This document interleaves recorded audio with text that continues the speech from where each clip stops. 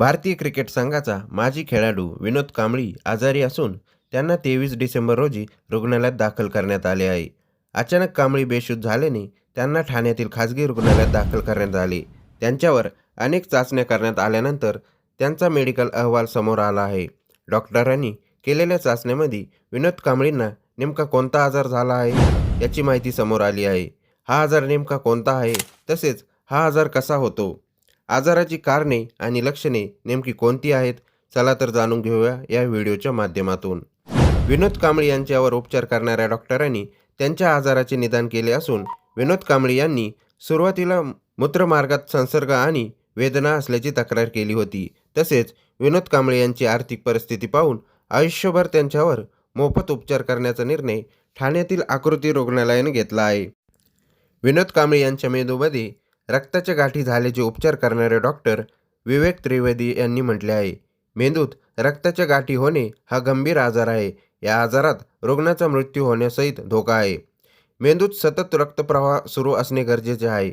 मेंदू हा शरीरातील सर्वात महत्त्वाचा भाग आहे. जर रक्तप्रवाह थांबला तर ऑक्सिजन आणि ग्लुकोजचा प्रवाह थांबतो. त्याचे गंभीर परिणाम होतात. त्यालाच रक्ताच्या गाठी किंवा ब्लड क्लॉटिंग म्हटले जाते.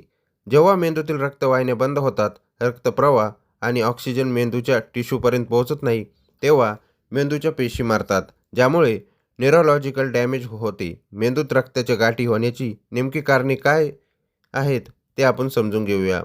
विविध गाठी तयार होतात, पण प्रामुख्याने उच्च रक्तदाब, मधुमेह, उच्च कोलेस्ट्रॉल, लठ्ठपणा, धूम्रपान, बैठी जीवनशैली, रक्त गोठण्याशी संबंधित कोणतेही आजार असल्यास, नुकतीच झालेली शस्त्रक्रिया किंवा दुखापत झाली असल्यास, अनुवंशिक घटकाद्वारे, तसेच गर्भनिरोधक गोळ्या या 10 गोष्टी रक्ताच्या गाठी करण्यासाठी कारणीभूत ठरतात.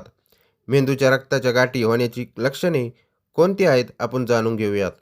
मेंदूच्या रक्ताच्या गाठी होण्याचे निदान अनेक चाचण्या केल्यानंतर होते, परंतु त्याची काही लक्षणे आहेत, जसे की अचानक तीव्र डोकेदुखी, सुन्नपणा किंवा अशक्तपणा, स्मृतिभ्रम, चक्कर येणे, संतुलन गमावणे, बोलण्यात अडचण ही प्रमुख लक्षणे आहेत. माहिती देणारा हा व्हिडिओ तुम्हाला कसा वाटला आम्हाला कमेंट्समध्ये नक्की सांगा. आणि त्याचबरोबर हा व्हिडिओ आवडल्यास व्हिडिओला एक लाईक आणि चॅनलला सबस्क्राईब करा.